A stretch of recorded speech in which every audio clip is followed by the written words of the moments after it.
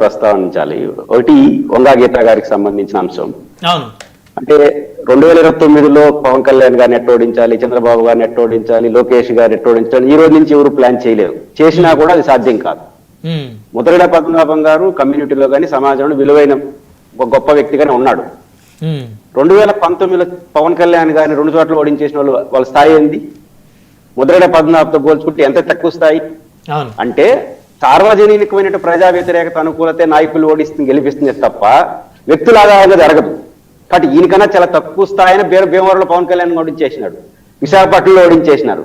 కాబట్టి రేపు ప్రజల మీద వ్యతిరేకత ప్రభుత్వం మీద వచ్చేస్తే ఆటోమేటిక్ ఎవరైనా ఓడిస్తారు. దానికి సెలెక్ట్ అవసరం. ప్రభుత్వం మీద అనుకూలింది అనుకోండి, పద్మనాభం గారు కదా ఇంకా పెద్ద మనిషి వచ్చినా ఓడించలేరు. ఇది ఒక జనరల్ ఫిలాసఫీ. కాబట్టి అది తెలిసిన రాజకీయ పార్టీలు ఇప్పటి నుంచే ప్లాన్లు చేసుకోవాల్సిన అవసరం ఉంటుందని నేనైతే అనుకోను. ఇది ఫస్ట్ పాయింట్. రెండోది, హైదరాబాద్ కు సంబంధించి ఒకటి Congress YSR Congress party first thanks చెప్పాల్సింది దీపక్ రెడ్డి గారు లాంటి వాళ్ళకి, వరలరామయ్య గారు లాంటి వాళ్ళకి, తెలుగుదేశం కార్యకర్తలకి. ఎందుకంటే ఇప్పుడు దీపక్ రెడ్డి గారు వ్యంగ్యాస్త్రాలు ఇవే కసి పెంచుతాయి వైసీపీ వెనకాల. ఇప్పుడు నువ్వు 11 నువ్వు సైకో ఈ పదాలు వాడుతున్నారు కదా, ఇది వాళ్ళపై కసి పెంచుతూ ఉంటుంది. మా నాయకుడిని అంటున్నారు కాబట్టి బాగా నిలబడతాను. నిన్న అసలు జగన్ ప్రోగ్రామ్ సక్సెస్ లో ప్రతిపక్షాల పాత్ర చాలా బలంగా ఉంది.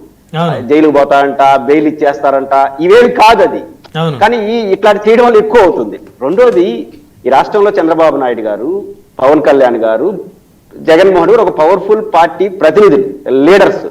ఒక్కొక్కరికి ఒక పార్టీ, ఒక్కొక్కరికి ఒక సెక్షన్స్ ఆఫ్ పీపుల్ బలంగా ఉన్నారు. ఎంత బలంగా ఉన్నారు? ఖచ్చితంగా దీంట్లో కూడా డిఫరెన్స్ ఉంటాయి. పవన్ కళ్యాణ్ గారు, జగన్మోహన్ రెడ్డి ఒక టైప్ ఆఫ్ ఫ్యాన్స్ ఉంటారు. ఇప్పుడు చంద్రబాబు గారికి ఇంకో టైప్ ఆఫ్ బలం ఒకటే, కొంచెం అటు ఇటుగా. కానీ చంద్రబాబు గారు ఇప్పుడు సభలో మాట్లాడేటప్పుడు మీకు నచ్చితే తప్పట్లు కొట్టండి తమ్ముళ్ళారా అంటాడు, మీరు అంగీకరిస్తే తప్పట్లు కొట్టండి. పవన్ కళ్యాణ్ జగన్మోహన్ రెడ్డి కొట్టదండ్రా బాబు నేను మాట్లాడేది ఏంటంటారా అంటాడు. ఎందుకని వీళ్ళు ఏం మాట్లాడినా కొట్లాడుతుంటారు వాళ్ళు. అంటే ఒకరికి ఒక టైప్ ఆఫ్ ఫ్యాన్స్ ఉంటారు, అభిమానించే వాళ్ళు ఉంటారు. కాబట్టి దానికి రిఫ్లెక్ట్ అవుతా ఉంటుంది. ఇప్పుడు చంద్రబాబు గారి సభలో చాలా స్టడీ సపోర్ట్ లేకుండా ప్రశాంతంగా ఉంటుంది. ఆయన ఒక టైప్ ఆఫ్ లీడర్ గా చూస్తారు, వీళ్ళు ఒక టైప్ ఆఫ్ లీడర్ గా ఉంటారు. అంటే బలమైన ముగ్గురు నాయకులు వాళ్ళ తెలుగు రాష్ట్ర ప్రజలు ఎక్కడున్నా, అమెరికాకు పోయినా, ఆస్ట్రేలియాకు పోయినా వాళ్ళు అభిమానించే వాళ్ళు వస్తారు.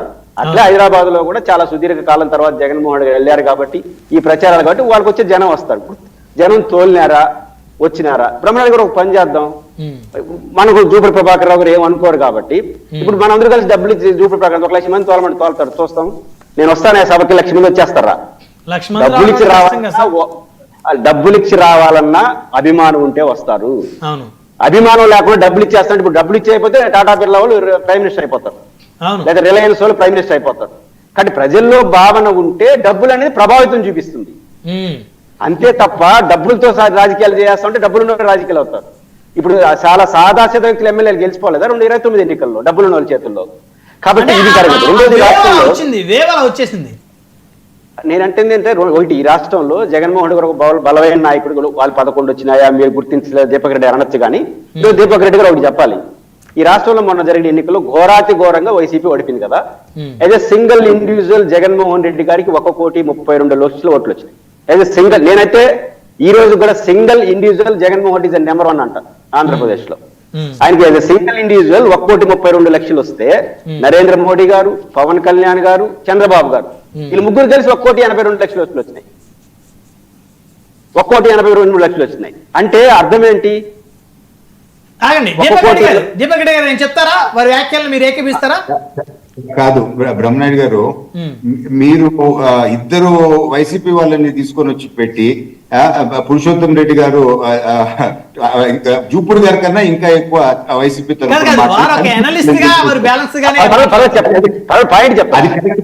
అది కరెక్ట్ గా అప్పటిప్పుడు ఇద్దరు వైసీపీ నుంచి ఒక టీడీపీ అంటే బాగుంటది.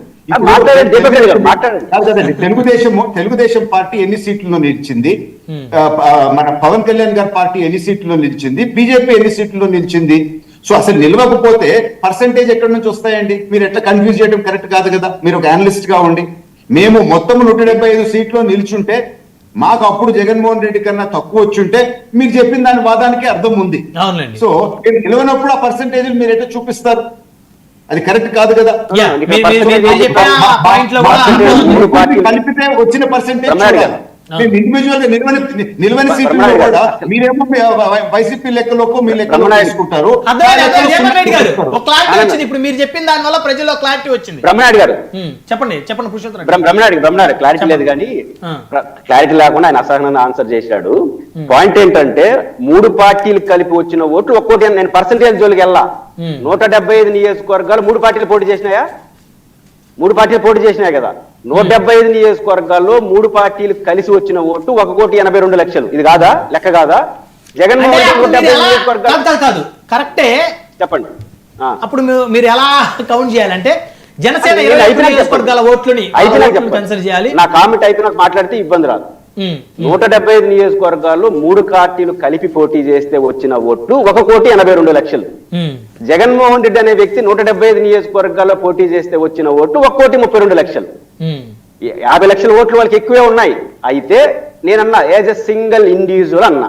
ఇప్పుడు దీపక్ రెడ్డి గారు ధైర్యంగా ఒక మాట చెప్పొచ్చు, అయ్యా బాబు 1,50,00,000 ఓట్లు చంద్రబాబు గారికి వచ్చినాయి, పవన్ కళ్యాణ్ గారికి నరేంద్ర మోడీ గురించి 30 లక్షలు చెప్పుకున్నారు, నాకేం అభ్యంతరం లేదు. సింగిల్ జగన్ కన్నా మా చంద్రబాబు ఎక్కువ చెప్పండి, నాకు అభ్యంతరం లేదు. కాబట్టి నేను సింగిల్ ఇండివిజువల్ గా 175 నియోజకవర్గాలు జగన్ పోటీ చేశాడు. ముగ్గురు కలిసి 175 పోటీ, ముగ్గురు కలిసిన ఓట్లు కదా 1,82,00,000. ఇప్పుడు తెలుగుదేశం పార్టీ 175 నియోజకవర్గాల్లో వచ్చుంటే పవన్ కళ్యాణ్ గారు లేకుండా ఉంటే ఎక్కువ ఓట్లు వచ్చేసి ఉంటాయా? సరే మనం చర్చలోకి వెళ్దాం. నేను అంటుంది బ్రహ్మనాయుడు గారు 1,32,00,000 ఒక వ్యక్తికి వచ్చినాయంటే ఒక పార్టీకి ఆయన బలమైన నాయకుడు నేను అనుకుంటున్నా. నాకే అభ్యంతరం లేదు. దీనికి వైసీపీకి అనుకూలంగా ఉండేవాళ్ళు వ్యతిరేకంగా ఈ 101 6 సబ్జెక్టులు 10వ తరగతిలో 6 సబ్జెక్టులు 5 సబ్జెక్టులో సబ్జెక్టుకి 99 మార్కులు వచ్చినా ఒక సబ్జెక్టులో 34 మార్కులు వచ్చినా ఫెయిలే. ఆ 5 సబ్జెక్టులో 99 వచ్చినాయి కదా నన్ను పాస్ చేయమని చెప్పేసి అడిగితే పాయింట్ అది కాదండి. ఆంధ్రప్రదేశ్ జనంలో ఇప్పుడు మీరు చెప్పేది పాసు ఫెయిల్ అయిపోయింది, ఫెయిల్ అయిపోయినాడు. పాయింట్ ఏంటంటే మనం ప్రజానాయకుడిగా ఎట్ట క్రియేట్ చేస్తాం? నీకు 1,32,00,000 ఓట్లు వచ్చినా నువ్వు ఓడిపోయినావు కాబట్టి నువ్వు 0 అని మీరు చెప్పదలుచుకుంటే నాకు అభ్యంతరం లేదు. సరే ఆ అంశం పురుషోత్తమ రెడ్డి గారు జగన్మోహన్ రెడ్డి గారు ప్రజల్లో ఉంటున్నారా లేదా? బెంగళూరులో ఉంటున్నారా ఎక్కువగా ప్రజల్లో ఉంటున్నారు ఏపీలో? దానికి కూడా ఇప్పుడు మీరు అడిగిన ప్రశ్నకి దీపక్ రెడ్డి గారు నోట్ చేసుకున్న ప్రశ్నకి సమాధానం చెప్పినాడు అన్నారు కదా. ఈ ప్రశ్నకి ఆయన చెప్పుండొచ్చు ఏమని. ఇప్పుడు అడుగుతాను, వాళ్ళు టైం ఎక్కువ కావాలంటే మళ్ళీ నన్ను అడిగిన తర్వాత మళ్ళీ ఆయనకే ఇవ్వండి, నాకేం అభ్యంతరం. ఇప్పుడు జగన్మోహన్ రెడ్డి గారు 2024లో ఓడిపోయిన 16 నెలలు లెక్క తీసుకోండి. యాజ్ ఎ లీడర్ ప్రతిపక్ష పార్టీ అధ్యక్షుడు, వాళ్ళకి ప్రతిపక్ష పార్టీ అంటే చాలా ఇబ్బందిగా ఉంది కాబట్టి ప్రతిపక్ష పార్టీకి చెందిన అధ్యక్షుడు జగన్మోహన్ రెడ్డి గారు ఈ 16 నెలల్లో ఓడిపోయిన తర్వాత ఎన్ని రోజులు అమరావతిలో ఉన్నాడు ఒక లెక్క తీయండి. 19లో చంద్రబాబు నాయుడు గారు ఓడిపోయిన తర్వాత వాళ్ళు మొదటి 16 నెలలు ఎక్కడ ఎన్ని రోజులు లెక్క తీయమన్నా. నేను గ్యారెంటీగా చెప్పగలను 19 నుంచి 24లో చంద్రబాబు నాయుడు గారు, లోకేష్ గారు, పవన్ కళ్యాణ్ గారు ఓడిపోయిన తర్వాత ఉన్న రోజుల కన్నా జగన్మోహన్ రెడ్డి గారు 16 నెలలు ఎక్కువ రోజులు ఉన్నాడు రాష్ట్రంలో. మీరు లెక్క చెప్పండి. ఇప్పుడు రేపు సాయంత్రం డిబేట్ కి నన్ను దీపక్ రెడ్డి గారిని పిలవండి. ఇప్పుడు ఇందాక నేను అదే జూపుడు గారితో చెప్పాను కదా సార్, ఇప్పుడు మన లెక్కలు తీయాలి. ఏ నాయకుడు ఎన్ని రోజులు ఏపీలో ఉంటున్నాడు అనేది కూడా మనం చర్చ పారదర్శకంగా పెట్టాలి, ప్రజలకు తెలియాలి. నేను అదే అంటున్నాను. పాయింట్ అంటున్నాడు కదా, నిన్న ఆ తుఫాన్ తర్వాత జగన్మోహన్ రెడ్డి గారు వచ్చినారు. వచ్చి ఎన్ని రోజుల సంగతి విడిచిపెట్టండి, ఎన్ని గంటల నుండి వెనక్కి పోయినాడు చెప్పగలుగుతాడు అని అడుగుతున్నాను, ఛాలెంజ్ చేస్తున్నాను. చెప్పండి. ఇప్పుడు దీపక్ రెడ్డి గారు చేతులు ఎన్ని గంటలు తుఫానికి రమ్మంటారు.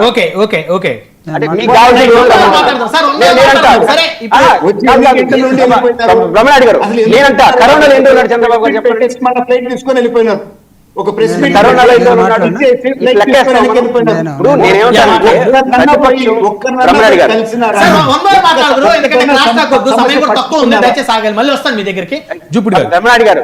గారు ప్రధాన ప్రతిపక్షం అసలు లేకపోతే మీకు ఇంక ఈజీ కదా. అసలు నిన్న ప్రెస్ మీట్ 13, 26 జిల్లాలో పెట్టారు. ఎట్టబోతాడు జగన్ హైదరాబాద్, మీకెందుకు అంత కంగారు? వదిలేవచ్చు, ఆయన ఊరు పట్టించుకోవట్లా, ఓడిపోయినాడు 11 సీట్లు, అసలు జనం వదిలేయచ్చు కదా, ఎందుకు ఇంత గొడవ? మళ్ళీ మాట్లాడుతున్నారు ప్లీజ్ దయచేసి. ఇప్పుడు బ్రహ్మనాయుడు గారు జగన్మోహన్ రెడ్డి గారిని చూసి ఈ కూటమి నాయకులు ఎందుకు ఇంతలా భయపడుతున్నారో ఇది